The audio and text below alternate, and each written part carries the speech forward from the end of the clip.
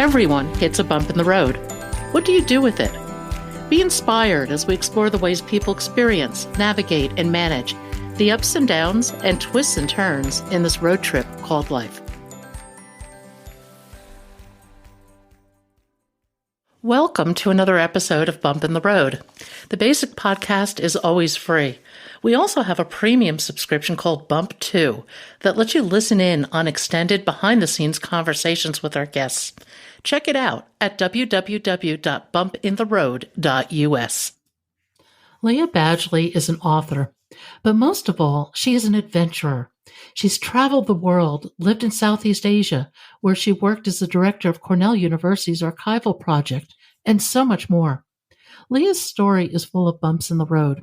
Diagnosed with MS, she put her medical difficulties aside and took on projects that included surreptitiously crossing the Chinese border into Burma, where she had lived as a child. She is one of those remarkable people who has, through many bumps, found the courage to live an authentic and meaningful life. Please welcome Lya Badgley to Bump in the Road. Lya, welcome to Bump in the Road. If you would, tell us your story. Hello, Pat. I'm so happy to be here. We've tackled the technology mountain to be here. My story is often best told over a couple glasses of wine and a meal and a lot of time. I have a very, when we live long enough, we get to do a lot of interesting things. And I have been very lucky to be able to take the paths less traveled and do what for most people are kind of unusual things, and then have gone on to the next chapter. So I am a writer, and I write fiction.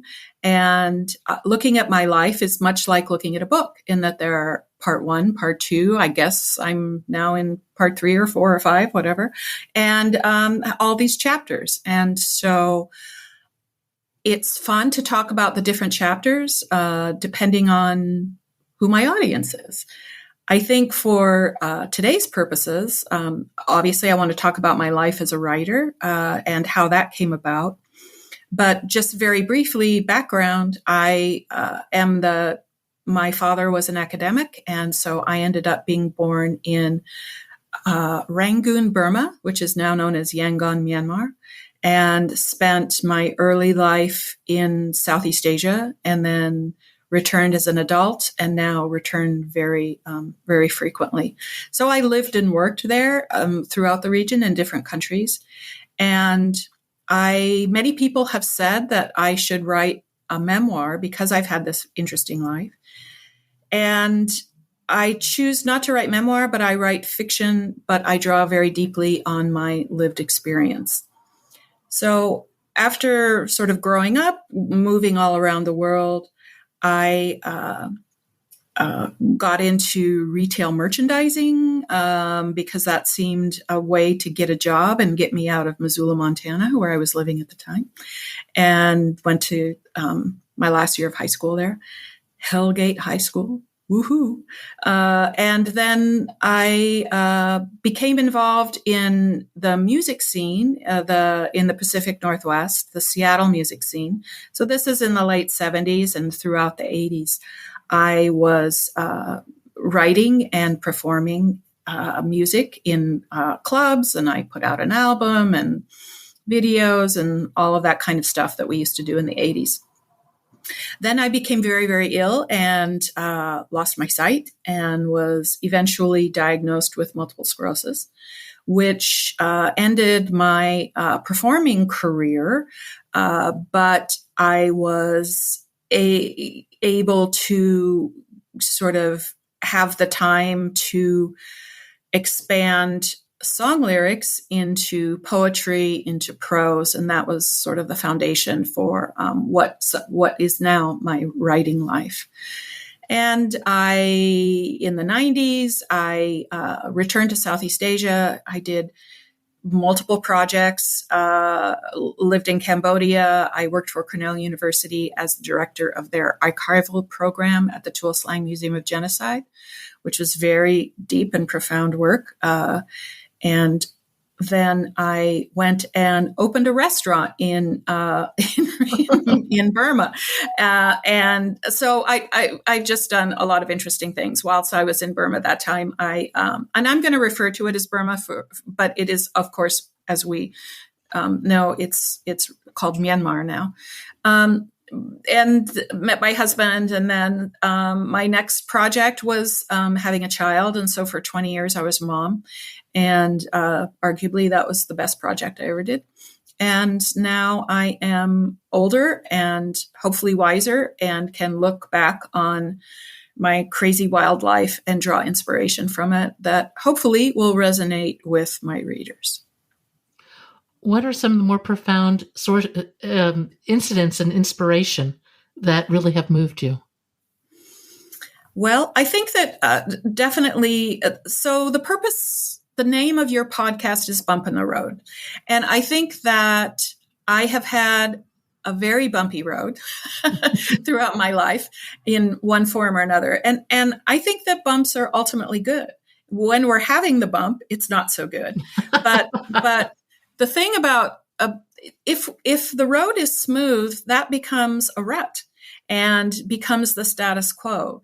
And sometimes the bumps that come along push us out away from the status quo into territory where we might not choose to be, but will stretch us and expand us as our humanity.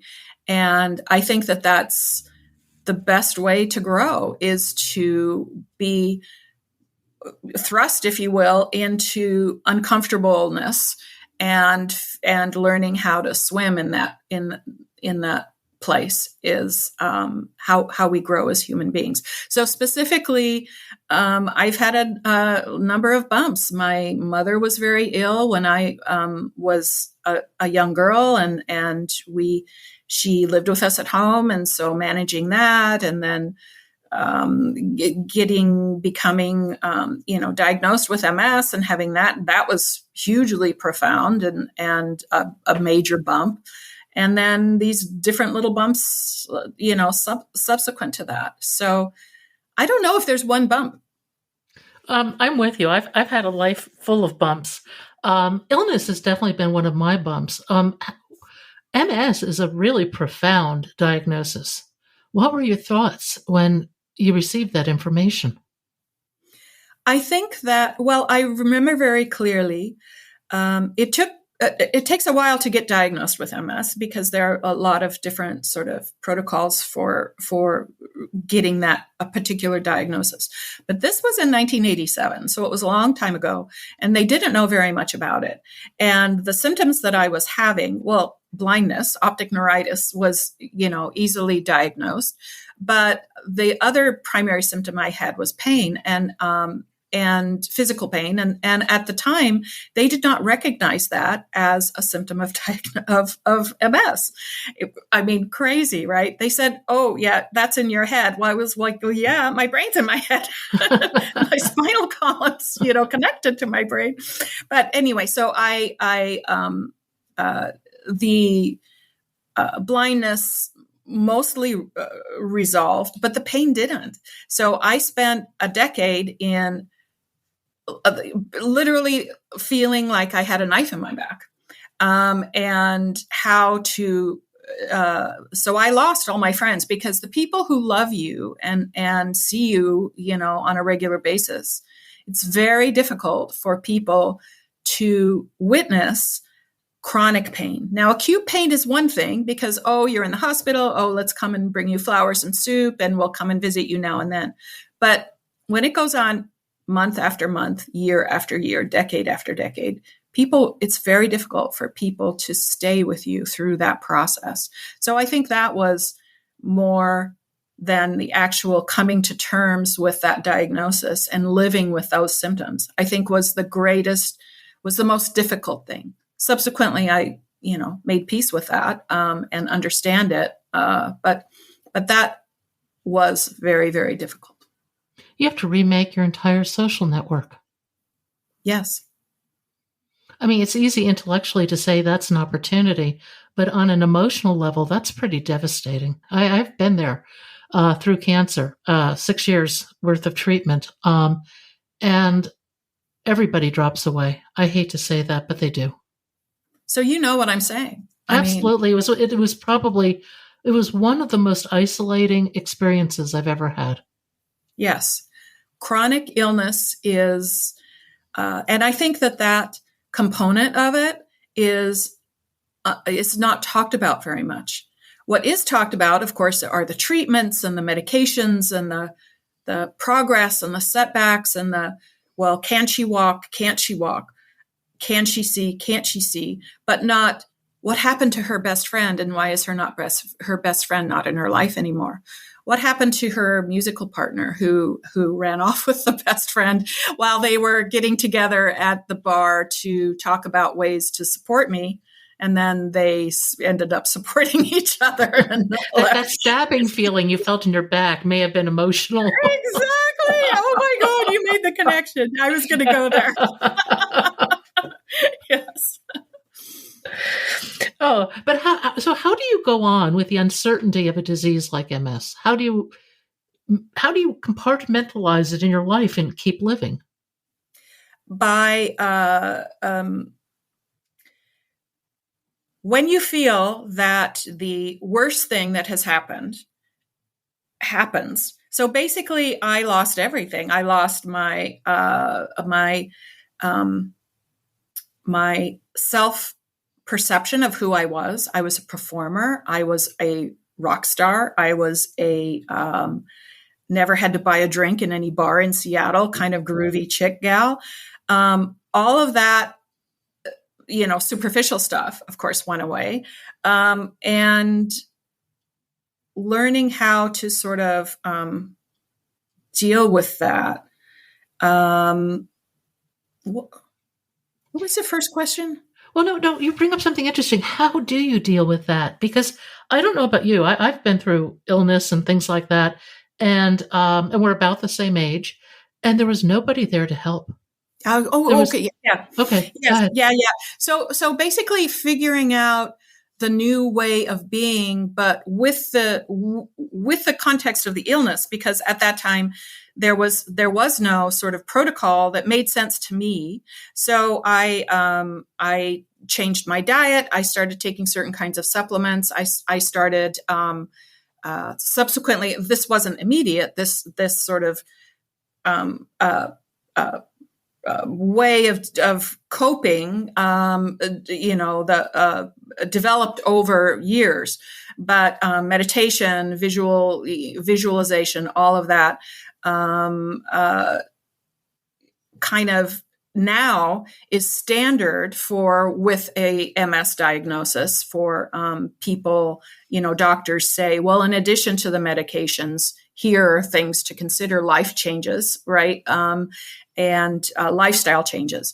And so that I had to develop on my own. So I was figuring that out, plus being completely isolated, and the double whammy of here's a neurological disease, and a neurological disease killed my mother.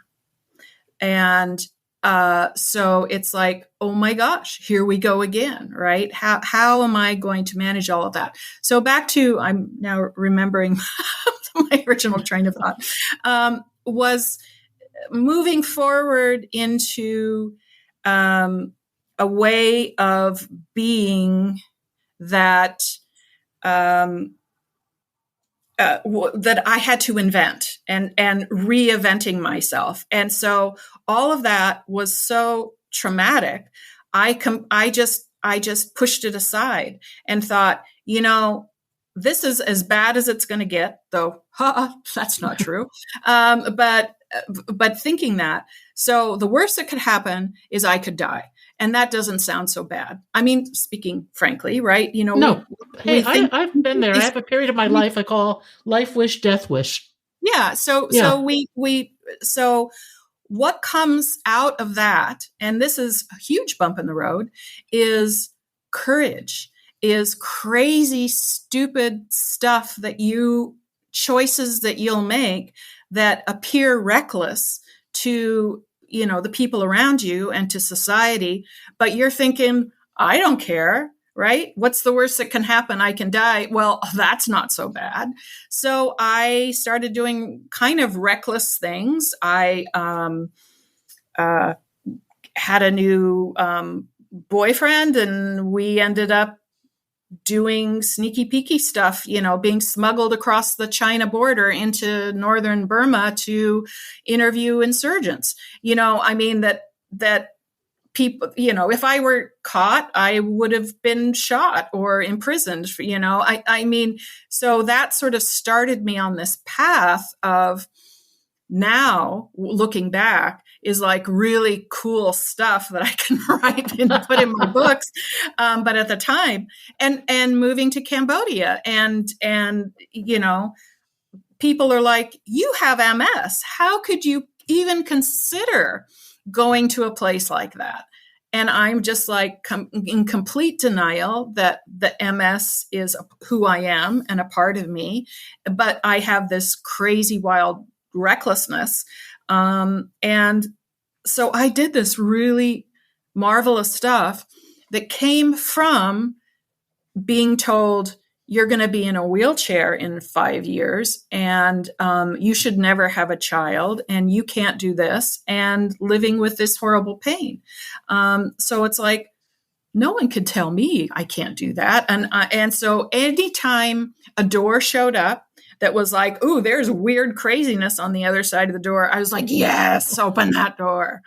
I mean, I'm making it sound flippant. It wasn't, the decisions weren't that necessarily thought out, but I'm looking at this from the privilege of surviving all of that, because many people don't survive that stage of grief, and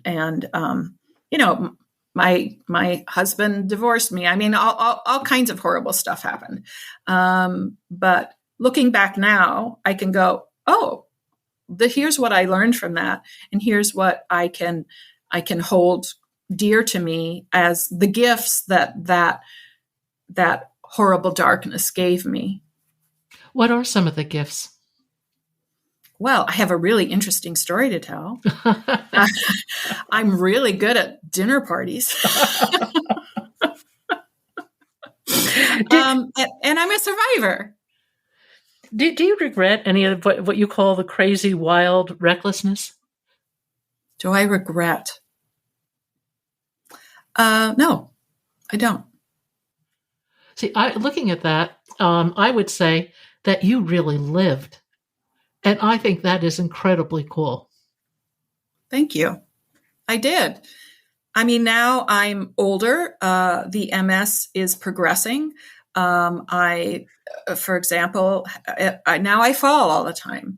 So the end of October, I tripped and fell and broke my right elbow. And then a month later, I fell and broke my left hand, my dominant hand. So I can't literally write, and it's unlikely that unless I have weird surgery or something, that I'll be able to sign my name, in the same way. So I'm in the midst of another, like, oh shit, here we go again, stuff happening. But I'm from the privilege, the comfort of having survived those things, I can say, well, something new is going to come from this. I don't know what it is, but I'm going to trust the universe. I'm going to choose. So I have a choice. And again, I'm filled with gratitude every day that I have the privilege of choice, and how if I were living alone and one of the welcomers at Walmart, and that was my job, and I was struggling financially and all of that, this would be a very, very different conversation. So I am most grateful for the choices that I have made that allow me that privilege. Now, there are costs to those choices. And we, and that's another podcast, relationships. But I choose gratitude instead of frustration, instead of bitterness. I choose I choose the sweet over the bitter, even though we need a little bit of both to make a really nice curry. Do you think meditation has influenced your ability to make those types of choices? Absolutely. Absolutely. 100%. Without mindfulness practice, without my practice, I know I wouldn't be here. Expand upon that. And the reason I ask is I have a meditation practice and it has been game changing for me too. Well, so the concept of meditation was always around me. I mean, being born and living in a Buddhist country and where that is, it's like air there. Meditation is something that children grow up with, the concept, whether they're effective meditators or not, that's a personal thing, but it's a cultural, woven into the society in especially this kind Theravada Buddhism, in Myanmar, in Burma. So I was aware of it as a concept, as a philosophy. It was something that sort of helped my mother in her final years, though she had a different relationship with it. But when I returned, the first time I returned to Burma, Myanmar, as an adult, was in 1987. And I hadn't been there since a child. And the second I walked out of that plane and felt the humidity, smelled the floral fecal fragrance of Southeast Asia, I suddenly, this sort of missing puzzle piece in my life clicked into place, and I felt I was home. And one of my aunties, this is not a blood relationship, but one of the people who had known me as when I was in a fetus, because they moved there when my mother was pregnant with me. She took me to the Shwedagon Pagoda, which is this marvelous, ancient, 2,500-year-old Buddhist, amazing structure, beautiful. And we were walking up these big, long steps, and she introduced me to the idea of walking meditation, of just, you put your foot down and your placement and just thinking the physical act of that. And that was my first introduction, I think, as an adult. I mean, I was 29, or I don't know how old I was, but I don't know. I don't think 20s are adults anymore, but I was a little older than that, perhaps. But that was my first introduction. Then I sort of let it go because it's hard work. It really is. And figuring out what works for one. And then many, many years later, I started doing yoga and came across this marvelous group or couple, Joel and Michelle Levy, and they have written marvelous books about meditation. And I actually studied with them a little bit and was able to find a way into it that included science. And I think that's what I needed, is to be able to balance out understanding what happens in your brain when you're meditating versus just the woo-woo stuff. And so knowing those things really helped me to trust it more and to find a way. You can't just sit and, okay, now I'm going to think nothing. That's not possible. We're not programmed that way. And so to understand that and to understand how you get close to the nothing, thinking nothing, that's what the meditation is. The meditation is not thinking nothing. The meditation is moving in that direction, is exercising the muscle of our brain to try to not think. So it's the striving, which fits with my personality because I'm a striver, that I can't help it. So You have a strong sense of adventure. Does that keep popping up in your life? I mean, even now. And I say even now because I share that. I need some adventure. It's just part of my makeup. And I'm actually going through a period right now where I'm not having much adventure, and it's really bothering me. Well, I'd be happy to tell you, what to do, which is go somewhere outside the United States or even in the United States. I don't know. But I guess I do. And perhaps that was just the way that I grew up, which is moving to all over the world, until I was, I don't know, 12 or something like that. And then having parents who were very globally conscious, shall we say. Where else did you live? Golly. I lived in, so if we're looking at, say, at least a year, Mm-hmm. I lived in Kyoto, Japan. We lived in Oxford, Ohio, Washington, Bethesda, Maryland, the Washington, D.C. area, Missoula, Montana, Ithaca, New York, in the United States, and then all around the world. So in different places. And that was my form of rebellion against my parents, was to study French and become a Francophile, because it wasn't Southeast Asia. And so I became fluent in French and lived in France and married a Frenchman, which was a big mistake. Sorry, all the French people out there. You know what I'm talking about. Where in France did you live? I was in Trouville, which is on the Normandy coast, and then I was in a small town in the central part of France, Chambon-sur-Lyon, and then in Paris a little while. That sounds like it may be rebellion, but that's an awfully good way to rebel. Well, I was a teenager, so I was, anyway, yeah. Looking back, what I can see that this was not an easy life, but I can also say it was a pretty terrific life in a lot of ways. And I think that I think that, I always say you have to know dark to know light, hot to know cold.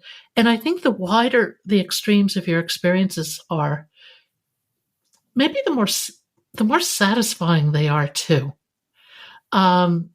There's just something to be said for experiencing wide ranges of things, wide ranges of discomfort, and then figuring out what it all means to you. Well, absolutely. Yes. And again, I can do that. I can reflect on that from my position of privilege, looking at the greater world, what's happening in our world, what has been happening and continues to happen in our world. I don't live in Gaza. I don't live I don't live in parts of, my soul home, Myanmar, where there's horrible civil war going on. So I can be this, privileged white woman speaking from, in front of this computer in safe and warm. And I would say that the majority of the world cannot say that. So I feel that I'm very, very lucky. So going out into the world and seeing that privilege and understanding that privilege, I think is something that you and me, Pat, and all the other, men and women like us should do that. What's next for the next 10 years? I will continue to write. So I have 2 published books. One is The Foreigner's Confession, which draws deeply on my experience in Cambodia. My newest book, The Worth of a Ruby, is set in Myanmar, Burma, 1995. And surprise, surprise, it features a young woman who goes to open a restaurant there, and interesting things occur. Currently, I'm working on my third novel, which is set in Bosnia in the 90s. So the theme of to my stories, it reflects the theme of my life. So I write stories about women overcoming life-changing odds against the backdrop of global conflict, because that's the instigator, the fire starter that reflects the internal. So the internal versus the external, and that the tension between those things is really interesting to me. And so the next 5-10 years, I don't know that I'll be here 10 years. Do I really want to? I don't know. But will be me writing, drawing from my lived experience, and hopefully I will be, so to speak, create new content for my lived experience of who I am now and moving through the world.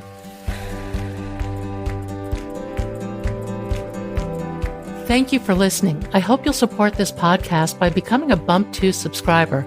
Buy us a cup of coffee. It's your support that makes this podcast and website possible. I hope you found something in today's podcast that inspires you along your own life's path, because sometimes a bump in the road is actually a portal into a more conscious and meaningful life.